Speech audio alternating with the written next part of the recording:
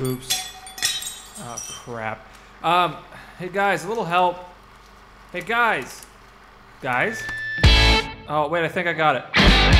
Oh, yeah, totally. No, never mind. It's time to Knockabout.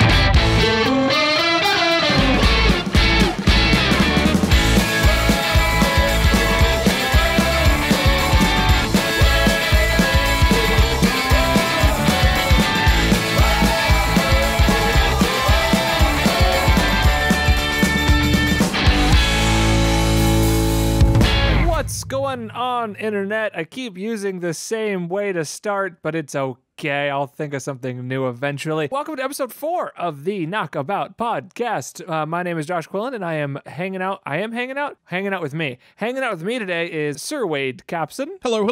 Hello to you. So, a little bit of housekeeping before we actually get into anything on this ever so lovely episode. On episode 3, the last episode, there was a slight issue with some of Wade's audio that was discovered like a week after the podcast came out or so, that basically if you played the podcast on something like an iPhone speakers or some car speakers, you couldn't hear Wade, which was really weird. I don't know if the tech just doesn't like him or what. Well, I just use a bit colourful language every now and then, so they just bleeped out my entire sequence. Yeah, so it's exactly, well, yes. It's a bit easier to just bleep me out altogether rather than just have individual 1 million bleeps. That's right. The iPhone was basically just like, this bloke talks funny, and just cut him off.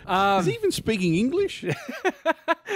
He said mate. That's not allowed. So, yeah, basically what we kind of boiled it down to was it was a phasing issue. This is kind of my fault, actually, as I didn't take Wade's audio and create a mono track out of it. Just to be geeky for a second, I didn't take it and make a mono track out of it, so there was a true left and a right. And so basically when it would play, there was a phasing where I guess the left and the right channels were then canceling each other out, kind of like you do to remove the vocals from like karaoke music type deal. And no more Wade. Apparently I'm pretty good at karaoke. Yeah. So yeah. Exactly. So, how have you been, Mr. Wade? This week's been an interesting old week at work. I've been filming a lot of different crazy stuff. Yeah, anything exciting? They brought this thing to town called the City Slide, which is a giant sort of slip and slide water slide that goes for 300 meters. So you probably have no idea how long that is. Imagine 3 football fields, and then imagine jumping on your boogie board or your floaties, and then sliding down the middle of your street in town. Really? Yeah, it's cool. That's interesting. That sounds super fun. I should do it because I live in San Francisco and we're nothing but hills. So yeah, how much speed would you be able to get up going down some of those hills, man? On my street, I'd be traveling back in time. I'd be going so fast. I would hit 88. I was going to say, would you reach the speed of sound? No, I would reach 88 miles per hour and then just disappear into nothing but a flaming trail of where I once was would have been left. So the little thing came out, though. Wanted to talk about it. The second one of this thing has been released, known as the Avengers trailer. Yeah. Did you watch it, Wade? Oh, yeah. I'm so excited for the freaking Avengers. It's just everything I see just keeps getting better. And then at the end of the credit, or at the end of the teaser, or is the trailer, not a teaser, there was the Vision, which is very exciting. Yeah. I just think Batman vs. Superman is just really, you haven't heard too much about it. And it just seems... I'm guessing, this is my guess, Warner Brothers is purposefully not really giving out a lot of information, specifically because they know if they do during Avengers and then Star Wars time, nobody's going to give a crap. Yep. So they'll probably wait, I think probably January, February of 2016, it'll be just nothing but Batman vs. Superman. Well, I hope so. Yeah, I think that's what's going to kind of take over for a while. Yeah. But I don't know if they're doing this in Australia. I don't know if you saw Wade, but Sir Wade, excuse me. Out here, a bunch of theaters are doing the Marvel movie marathon the night the Avengers comes out. Yeah, and you get to watch everything of Marvel. Yeah. Well, it'd be Iron Man 1 onwards, right? Yeah, Iron Man 1 onwards. Yeah, exactly. But it starts Wednesday at, I believe, 6 p.m. and doesn't end until Thursday at about 9 p.m. Whoa. It's, I think, 27 straight hours with like 25 to 30 minutes in between each movie. Damn. I mean, I really like the Marvel movies. I don't think I like them that much. I don't know if I can sit through it. See, I'm a little bit disappointed that they're not going to go back and add more of the Marvel universe before Iron Man 1. I mean, some people like the original Daredevil movie. Yeah. Some people like the original Dolph Lundgren Punisher movie, man. Yeah, but they just don't fit like into this Marvel universe, though. Yeah. I don't know. Speaking of Daredevil, though, did you see any of the trailers for the new Netflix show? Yeah, I have. I have. Ooh, it looks good. Yeah. It looks really dark. It's going to be interesting. You know, it's great to see that, you know, these web-based companies putting the money up to create original content. So they're doing Daredevil, Jennifer Jones, and something else, right? Or is it just those two? Cage? Are they doing Luke? Wait, I think Luke Cage. I think so. Wouldn't that be Ghost Rider? Wait, what's Cage? No, Luke Cage. What's Ghost Rider's real name? That's Johnny Blaze. Yeah. Yeah, that's right. So they're doing Luke Cage, right? You're thinking Johnny Cage from I'm thinking Mortal Kombat. Or no, I think I'm thinking of Nick Cage, who played Johnny Blaze as Ghost Rider. I tell you what, I enjoyed Ghost Rider too. It gets panned Yeah. so much. Ghost Rider was okay. I thought the second one was all right. I enjoyed it more than the first one. Really? I started watching the second one and just kind of couldn't get into it, but I'm not a huge fan of that character anyway. And it was the guys that did Crank. Oh, they did Crank really? 1 and 2. Yeah. Oh. The two guys that directed that film. So Oh, okay. you could yeah, in the editing and in the camera choices, you could see some of that style coming in. So yeah. Oh, But, interesting. hey, I enjoyed it. Okay, well, I don't think it needed to be 3D, but yeah. yeah, well, you know, whatever. Everything is going to be. Well, I guess Yeah. sort of not. I mean, we're sort of kind of coming away from the 3D stuff now. I mean, it used to be like every movie in 3D was a big deal. Now it's kind of like maybe. Do you think the fad has kind of gone? I don't know if it's gone or if it's just maybe. I don't know. It's just, I mean, if you look at a lot of the movies coming out, like when they do come out, it's generally IMAX is just like, oh, it's going to be on large format. Not that it's large format and 3D. It's just, oh, it's a larger format. So that's super cool. But I mean, you're always going to have like Avengers 3D, I think. You're always going to have, you know, that kind of stuff in 3D. But it's interesting. I mean, Star Wars, I don't think will be released in 3D. No. Well, hopefully not. You don't want that whatever weirdo lightsaber in 3D? Although I am waiting for them to re-release Pauly Shore's son-in-law out on 3D, so you know, I can't wait. I really can't wait. No, wait, though. Pauly Shore gets so much rubbish thrown his way, but you know what? I enjoyed his film back in the day. I like Pauly Shore. So, as a side note, I was just thinking about this. I've been editing this podcast now. I've done 3 of them, and in doing so, I have been nitpicking the way I talk very highly, very much, whatever. Anyway, I've realized I not stutter, but I'll go I all the time, and I say I do like that too. I do that constantly. So I apologize to everybody. I apologize for saying like every other word, and I apologize for going I. Have you seen the news, right? I've been looking through all the movie websites this week, and they want to do a reboot. Of all the reboots that you could do of any franchise, why would you want to reboot The Naked Gun? Wait, what? Yeah. You're gonna They want to reboot The Naked Gun. No. Really? Yes. But that's one of his like iconic don't touch this movie type roles. Yeah, you know, I just why? That's really dumb. Spin-off out of that, we've been talking about Ghostbusters, right? With the all-female Ghostbusters. Oh, I think I know where you're going. Okay. And then this week it comes out and Sony goes, hey, you know what? So we're doing this Ghostbusters, but we're also thinking about in 12 months' time releasing a guy's version of Ghostbusters. Yeah, and the person that was like the main attachment made me cringe. Channing Tatum. Oh my gosh. What are you Americans thinking? Crazy people? You know what we're thinking? We're thinking this is a guy with an American accent doing another American accent. I don't want Magic Mike doing Ghostbusters. What the hell? I don't know. Well, maybe I don't know.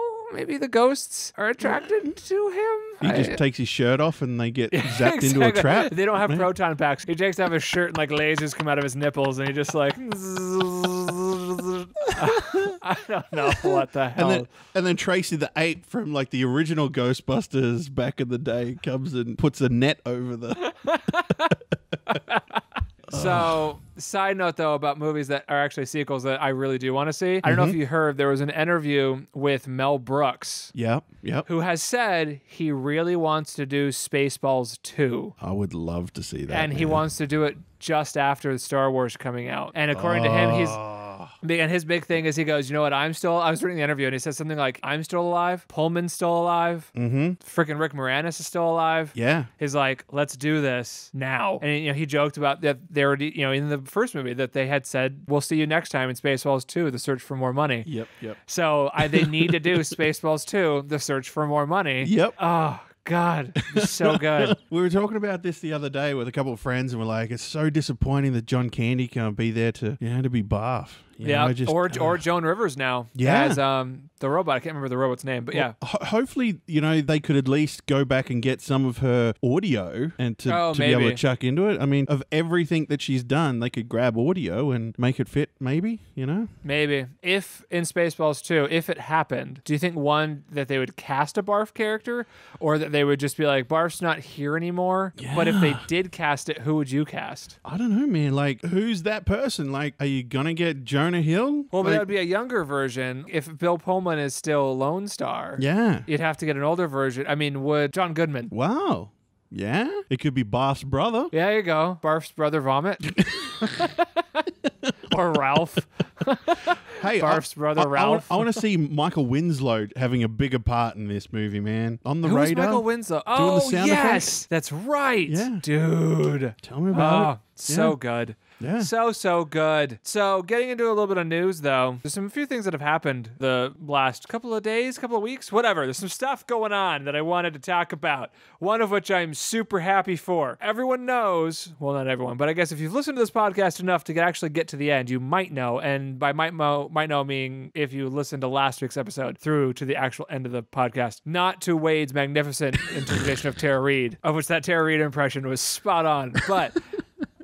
If you listened to before that, I hate Google+.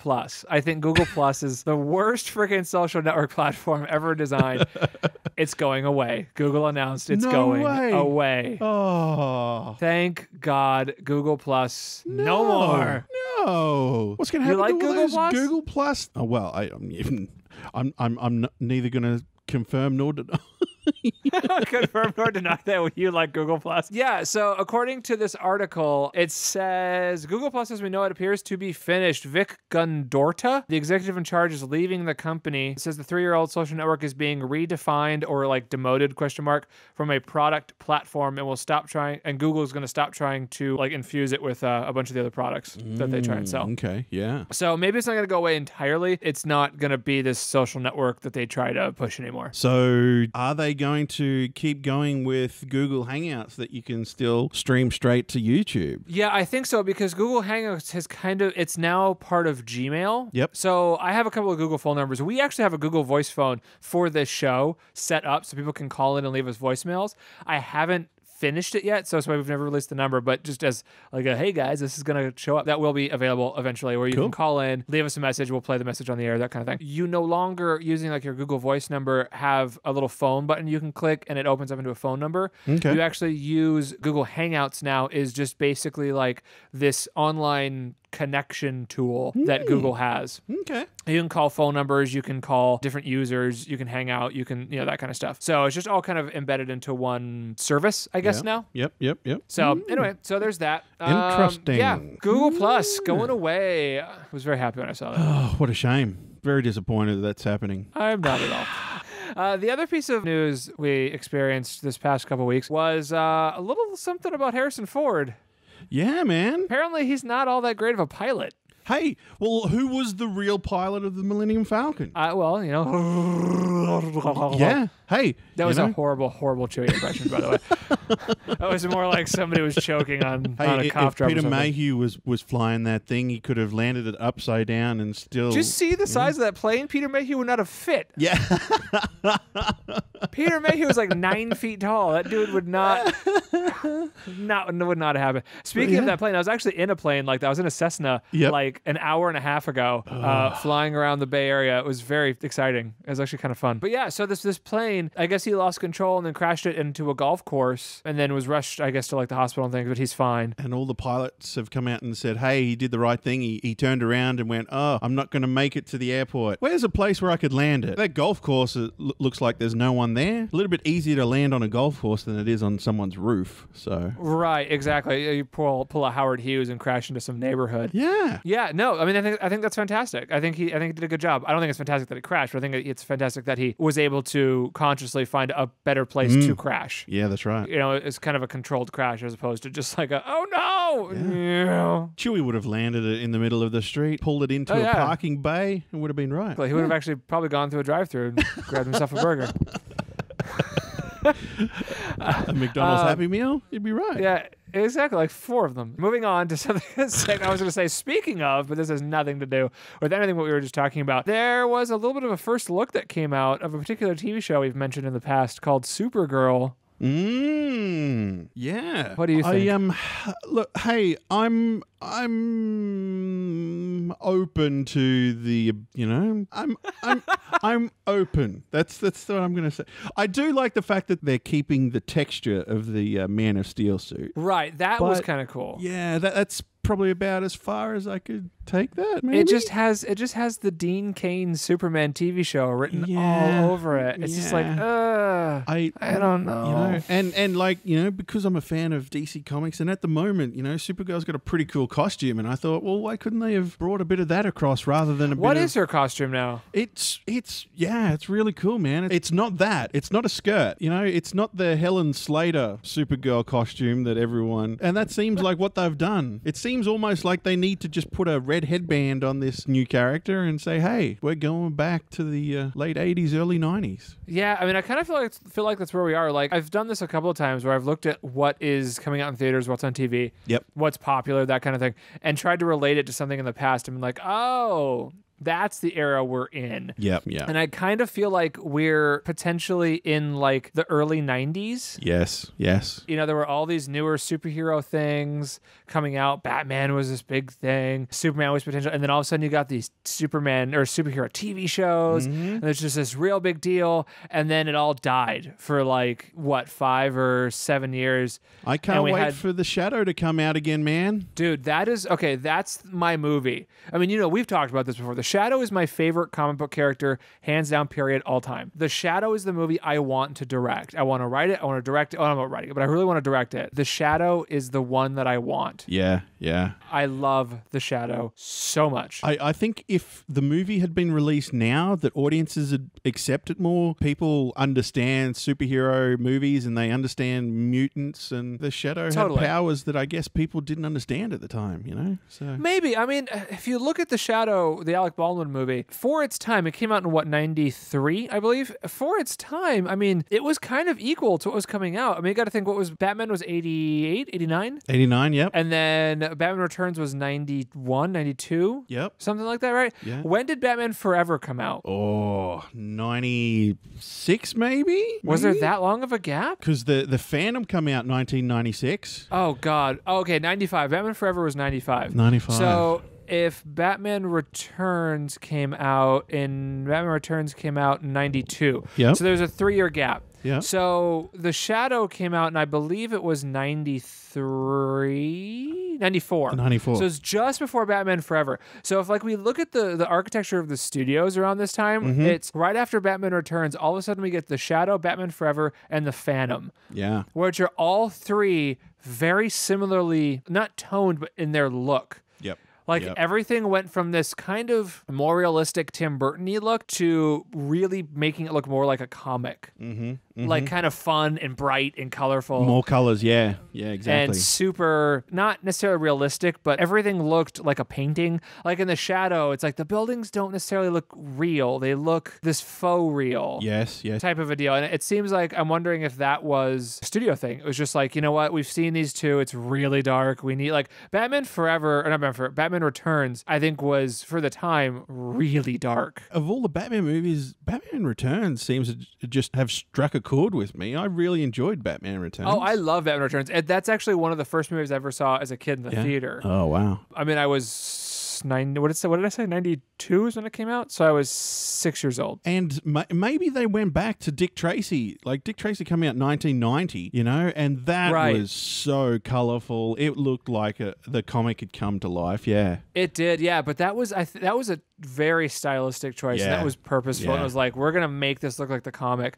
Yeah, but it still had a lot of fairly serious tones and some real type stuff. But it knew it was over the top. I mean, look at the gangsters and things. Yep. It knew it was ridiculous. When The Shadow came out, it was kind of like, this is a little bit more for kids, maybe. There was some cool stuff in it, a couple of really cool things. Some of the psychic stuff and the telekinetic, whatever, pushed, maybe a little bit of like fear, like it was a little scary. But in general, it was a little bit for kids. And then Batman Forever came out and I was like, what the hell happened to Batman? He's driving around in a light up blue car. But it was still way better than Batman and Robin. Oh, Batman and Robin is a joke. That movie. I still maintain that was a mass hallucination. It never actually happened. We just thought it happened. Yeah, exactly. I actually think that was what killed superhero movies. Yeah, for that little period of time. Because, if you think about superhero movies, right? Like we had, there wasn't a ton. Before Iron Man in 2008, what were the big name superhero movies? Universal tried Hulk in 2003, and that crashed and burned in their face major. I think Blade, 1998, it was really, because it was done serious. There was no, there was no fantasy, if you want to say. That was a hard R, though. Yeah. That movie was never meant for the masses at all. Yeah. So okay. So if you think about it, on a timeline, maybe it's like Batman comes out and it's dark, obviously, and then Batman Returns comes out and it's like, oh, this is really dark, and then all of a sudden it gets really cheesy, and then towards the end of the 90s, like 96, 97, the Wachowski brothers enter the game with The Matrix, and all of a sudden, hard R action comic book looking type stuff is super popular. Yeah. They go into production with The Matrix. Blade comes out. Blade 2 was so good. Blade 3 is kind of a piece of crap. But don't be like that. I did not. Blade 3. I don't know about Blade 3. Okay, I've just looked it up on Wiki, the list of superhero movies, right? All right. Okay. I'll just list through, right? So we say Batman, 1989, right? Captain America, 1990, and that was like, that's right. I don't know, but also Ninja Turtles 1 came out 1990. Oh, I forgot about Ninja Turtles. 1991, The Rocketeer. How could we forget? And Ninja Turtles 2. 92, Batman Returns. 93, Ninja Turtles 3. 94, you have The Shadow. You have The Crow. I had forgotten about a couple of these. Ninja Turtles. Yeah. Let's just go back for a little bit. Ninja Turtles. That was a fairly seriously toned film. I would not have suspected. I wouldn't have for me watching it as a kid, it didn't feel like a kid's movie. No, me either. And watching it back now later. No, the scenes when Splinter is hung up at the end and he's like all, beaten down, and then is it April O'Neil's kid, or whose kid is that? Or is it the television? That's her boss's kid from the television station. Yeah, he's part of the gang and he's up there talking to him, and it's parts where is it in the second movie when first movie or second movie when Raph gets hurt? First movie, isn't it? Raph gets hurt and they go away into the forest or something. In the first one, yeah. So they're just like, is he gonna die? And it's this really huge, dramatic, just drawn out drama for 20 minutes, 15 minutes.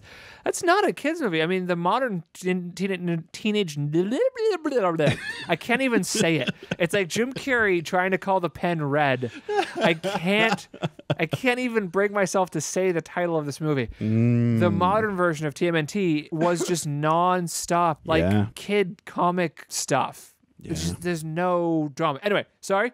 I digress. Move on, sir. All right. Now, 94, at the end of 94, you had The Mask come out. Now, The Mask Does that count? Well, he was a comic character, but then, 1995, you've got Batman Forever, you've got Judge Dredd, you've got Power Rangers... And then that leads into 96 with Barbed Wire. Oh, the Sandra Bullock, or the Pam Anderson. Oh my God, Pam Anderson movie. The Phantom. And then 97, Batman and Robin. And then what's after that? Well, Batman and Robin, and then if you want to spin out of that, 97 was Spawn and Steel. Oh, Spawn.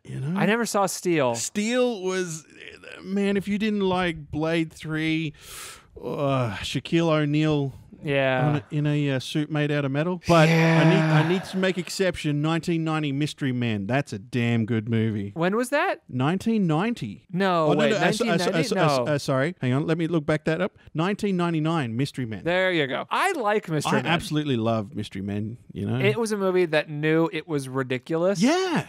Yeah. And it was fun and it was super cool. But here's what I'm wondering. If you made Mystery Men today, would more people get it than having made it in 1999? Well, back in 1999, it only made 33 million. Well, it bombed hardcore. So do you think films, well, I mean, films at the moment seem like they're getting a bit more lighthearted, but then they're also, they're sort of lighthearted to look at, but then serious tones within the plot lines, yeah. The Avengers, I think, is going to be really dark. Yeah. Really, really dark. I mean, if you think about it, it's Ultron who believes the only way to peace is to eradicate all of humanity. So, I mean, that's pretty dark stuff. However, that same storyline has been done over and over and over again. So, hopefully Joss Whedon can do a little bit better. But yeah, I mean, I really feel like, I don't know, I feel like we're kind of in that maybe that repetitive mode where we're in that just that comic book non-original idea type phase, and hopefully maybe we'll get some really cool original content coming out soon. I mean, or Hollywood can just come to us, because I know for a fact we've got a few ideas coming out. Just quickly, I don't think Jon Favreau gets the kudos that he deserves, man, because without Iron Man 1 there is no Marvel Cinematic Universe. Everyone's kind of jumped on the Joss Whedon train, you know? It's like, this guy is the one who did it all for everyone. And they forget, well, hang on. No, it's really, it was Kevin Feige. I think that's where it started. Kevin Feige and just trying to like, all right, let's try this. Yeah, man. With Iron Man 1. And then Jon Favreau just knocking it out of the park, yep. You know, insanely. And then from there on, Iron Man 2 and Hulk, all that. But yeah, I think what's held the Marvel Universe together is actually Kevin Feige more than anybody else, who's just like, you know what, I've got this grand plan and I'm not going to let this turn to crap. We're going to do this right. But yeah, Jon Favreau for sure deserves so much credit for at least the style, the look, the feel. Yeah, absolutely. All kinds of stuff. That's just my 2 cents. Yeah. Staying on the superhero train, though, however, there's a little bit of Spider-Man news. Apparently, this new Spider-Man is going to be called The Spectacular Spider-Man. That's coming out. The standalone movie. Okay. Not Spider-Man as in more than likely Spider-Man will be in a Captain America 3. Spoiler alert. More than likely, because Spider-Man's a huge part of the Civil War series. But this Spider-Man is potentially going to be directed by writer-director Drew Goddard, which if you don't know that name, this is the guy who wrote Cloverfield. He wrote and directed The Cabin in the Woods. Ooh. He also wrote with Joss Whedon. Joss Whedon and him are very good friends. He wrote Buffy for a long time. Okay. So it looks like maybe one of these mainstreamy type Marvel superhero-y guys could be taking over the Spider-Man franchise. I was wondering, are they going to sneak Spider-Man right at the end of Avengers 2? I'm hoping. So right here's my hope, right? Yep. This is, okay, in a perfect world. In a perfect world, I'm going to give you what I think should happen. Okay. At the end of Avengers. That was really deep. I'm Batman. That's the claw from Inspector Gadget. I'll get you, Gadget. Actually, so side note about that. Did you know, okay, have you seen Aladdin, right? The animated movie? Yep. Or the Cave of Wonders. Yes. I've always thought that the Cave of Wonders sounded like the claw from Inspector Gadget. I looked it up. It's the same voice actor.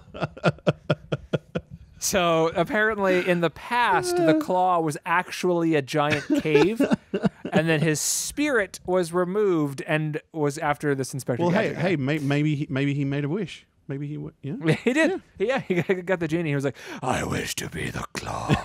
Anyway, so what the hell were we talking about? Oh yeah, it's end of Avengers 2. So in a perfect world, the way I would see Avengers 2, right? So credits done, credits roll, credits come up, fade in, and it is the lobby of Stark Tower, and there's some mildly attractive receptionist sitting at the desk, and the camera dollies up to the receptionist. She looks up and says, "How can I help you?" And you hear, I'm here for my first day," that kind of thing. She says, "Oh, all right." And she clicks a couple things and she says name. And as they're talking and she's typing on the computer or typing on a touchscreen or whatever, the camera does a 180 to reveal who's standing there. And when it stops at who's standing there, he says Peter Parker. And then it goes black. Okay. That is how I would love it, because people would lose their shit if it was like, what?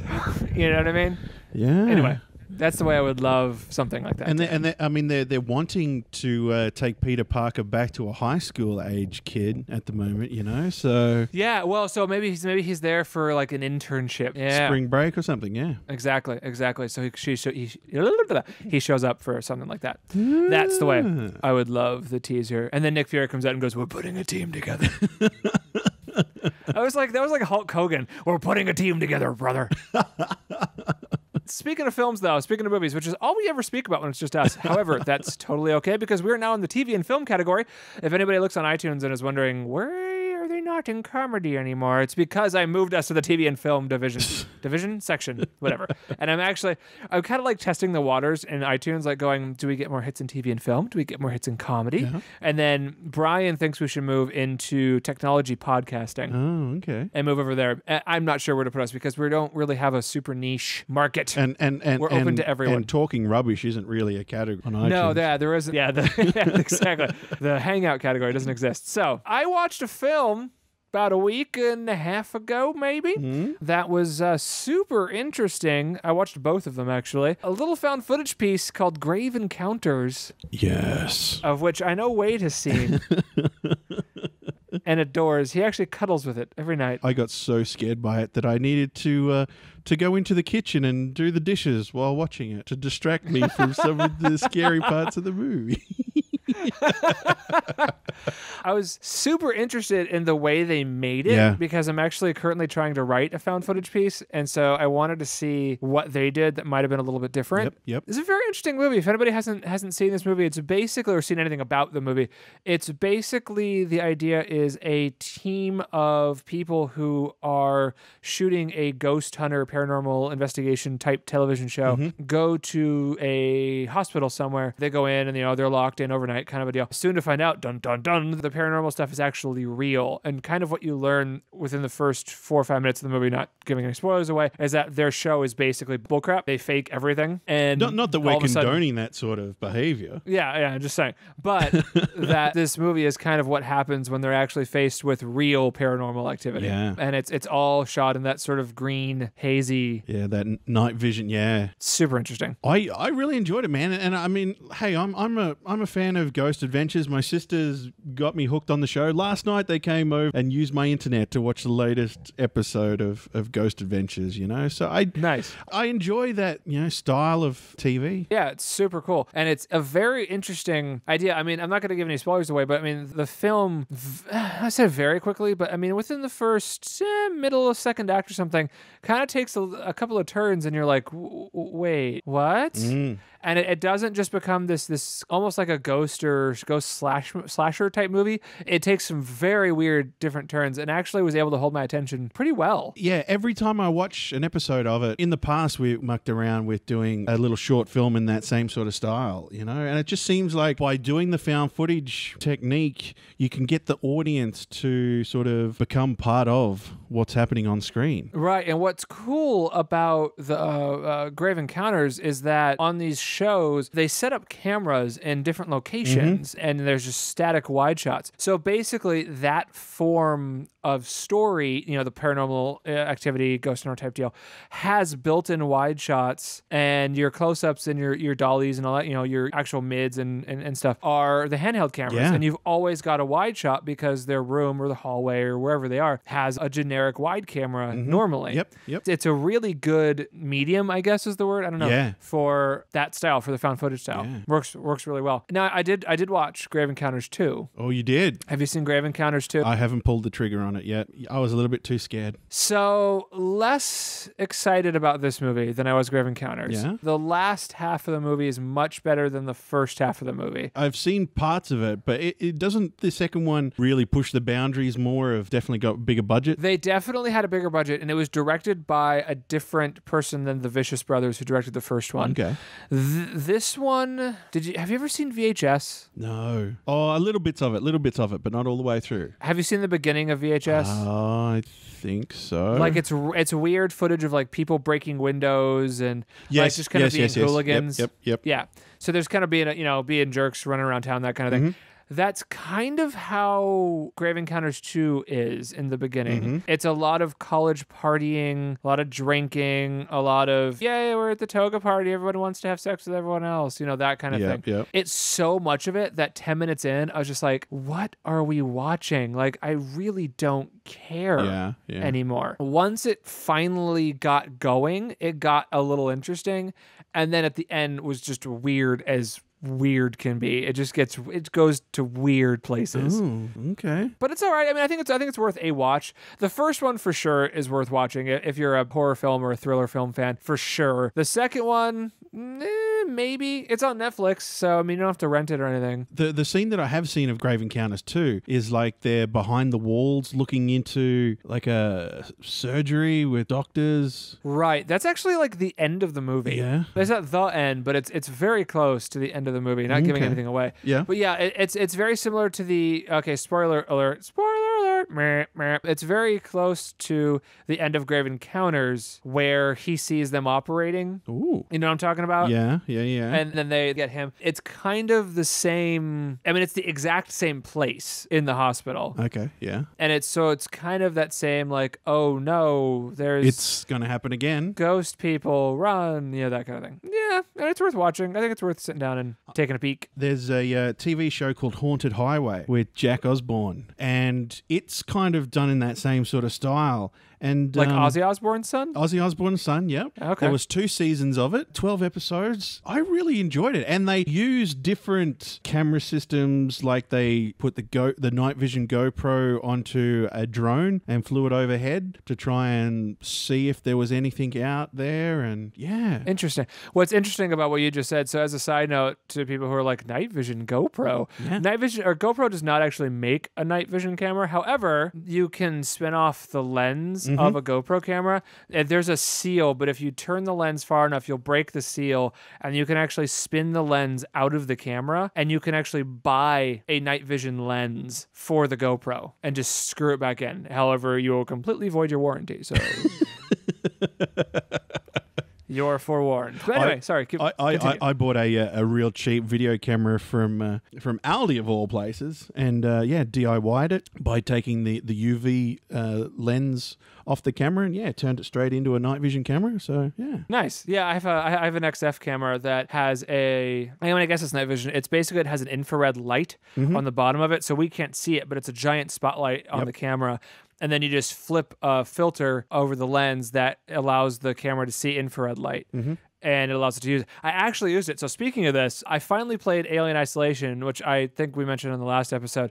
That's what I used to film. I mentioned that I was going to film it. That's right. I've actually done it since the last podcast. Cool. So I filmed my first 2 hours of playing Alien Isolation, and I used my XF camera. And so I screen captured and actually streamed online my first 2 hours of gameplay, or 3 hours of gameplay, whatever it was. And then I filmed with my night vision camera, me sitting in complete darkness with that sort of green haze type look around it. I'm going to edit that together. However, I'm thinking of taping every single time I play so that all averaged 20 hours of gameplay is on, and actually releasing it on the Knockabout YouTube page as a series, like the Alien Isolation gameplay series. Ooh. So we'll see what happens with that. I have the footage sitting on a RAID drive right now, and I'm just like, I don't know what to do with this yet. So Grave Encounters, super fun movie, I think. I think it's super cool. Yeah, do yourself a favor. Check it out. That's pretty much all I got. What do you got? Oh, no.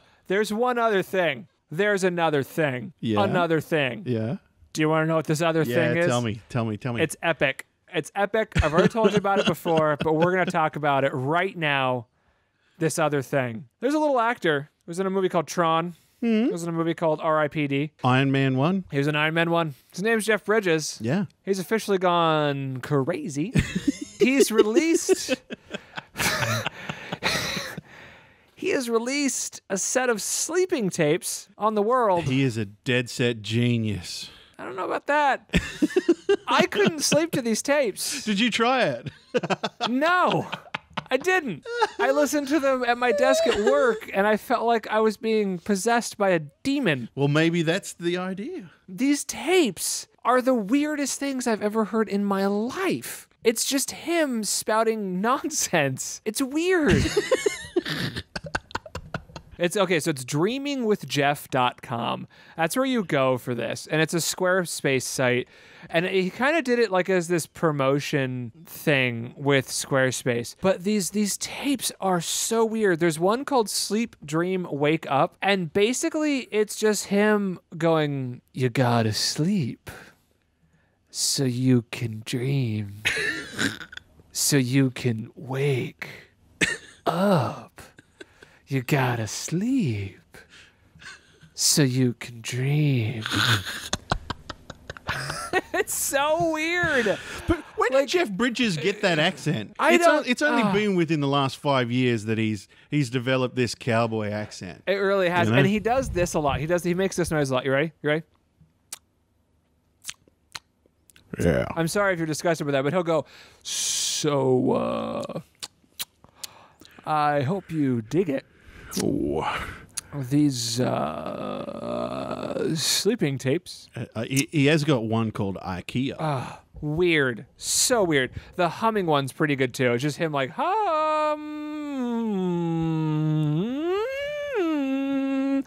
Nobody can sleep to this. My name is Jeff Bridges, and I'm seeing with my eyes closed. Yeah, I love the one. Oh my God, there's one. What is it called? I'm looking at him right now. The one seeing with my eyes closed. I think that's the one you just said. Where you think, oh, he's gonna close his eyes and he's gonna say maybe what he's imagining, that kind of a thing. No. He closes his eyes and he describes literally what he's seeing. He closes his eyes and he goes, "It's a kind of a burnt orange color." I'm closing my eyes now. Yeah, they're closed. Yeah, it's not quite black. It's yeah. Yeah. Man, we have got to record our own version of this. We are, actually. I already talked to Brian about this, of whom is not here. So let me explain why Brian's not here. Brian's on vacation. However, I already had Brian record some stuff.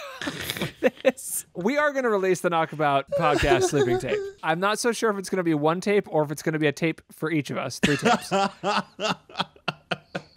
Well, I don't say tapes, tracks. It'll be one tape, so if it's going to be 1 track or 3 tracks. However, what Brian recorded, I'm just going to put this out there. What Brian recorded can be described as nothing but gold. We're at work, and I described, most people know Brian and I work together. We're at work, and I described that I want to do a sleeping tape for the podcast. Brian goes, "I'm going to do this right now." And he goes into a room, gone for maybe 5 minutes, comes back, and he's like, "That was the weirdest thing I've ever done. Don't judge me." He emails me the file. It is genius. I can't wait to hear it. I cannot wait. So what I'm going to do is I'm just going to record some, I've got a keyboard here. I'm going to do some like back end musical bits to everyone's talking. So Wade, you need to send me like after this, just get on the mic in a room, do 3 minutes of weird, and just, not even has to be weird, just whatever you think might help somebody sleep. You know what I should do? It should, just be really quiet. Yeah. Nice and tired. Wake up! and see what happens. See if people freak the hell out. Well, there were just 3 accidents on the road right now. I apologize to you, to those 3 people who just were like, "Oh, this is holy shit!" Like that just happened. I apologize to you. Maybe we should do a version where you're supposed to listen to it while you're driving to work in the morning. Ooh, should we do like the energy tapes? Yeah. Ooh, maybe we should. We should nice do like, and calm. You're in the morning. It's going to be a great day. Yeah, Watch out for that car. Yeah. Stop texting while driving. You're awesome. That van's encroaching on your lane. What's the accent? Flip him the bird. So, expect the Knockabout Podcast sleeping tapes and perhaps the Knockabout Podcast waking tapes to be coming soon to somewhere if they'll actually play it. I don't think anyone will actually pay money for this stuff. But hey, I don't know. You know? Should we put them on like Bandcamp and like do like a pay what you want type thing for the Knockabout Podcast sleeping tapes? Maybe we'll do that. Maybe we'll like play a teaser of it on the podcast and then be like, if you want the full version, it's on Bandcamp just to kind of help out the podcast. We're going to end up needing to pay people to listen to it, I think. Perhaps we will. On that note, I think this will finish up this episode of the Knockabout Podcast, though. You guys should check us out on Facebook, facebook.com/Knockabout Show. Twitter, twitter.com/Knockabout_show, because that person who took Knockabout Show is a jerk. What else do we got? We got an Instagram, Instagram.com/Knockabout_show, I think, or is it just at Knockabout_show? I'm not sure how Instagram works exactly, but we have one. Google Plus doesn't matter anymore, so... Sorry, Google, but you're out of the game. You are the biggest loser. Goodbye. No, it's the weakest link. You are the weakest link. The weakest link. Goodbye. Other than that, we have a YouTube, but we don't have a YouTube name because we need 500 subscribers, of which currently we have 2. Oh, well, that's good to know. That's a good start. Good start. Two people. So subscribe to us on YouTube. Check us out on iTunes. We're on Stitcher. Also on a couple of other podcasting deals. I'm not so sure if we're on Podbean, but I know we are on iTunes, Stitcher. We have a Libsyn deal. So you guys can check us out online. Subscribe, rate, let us know what you think of the show. And like I like to say, turn up the volume and turn down your expectations. You're listening to the Knockabout Podcast. Should that be our... I thought it was going to be like sit back, relax, press play, but turn up the volume, turn down your expectations. That's not bad.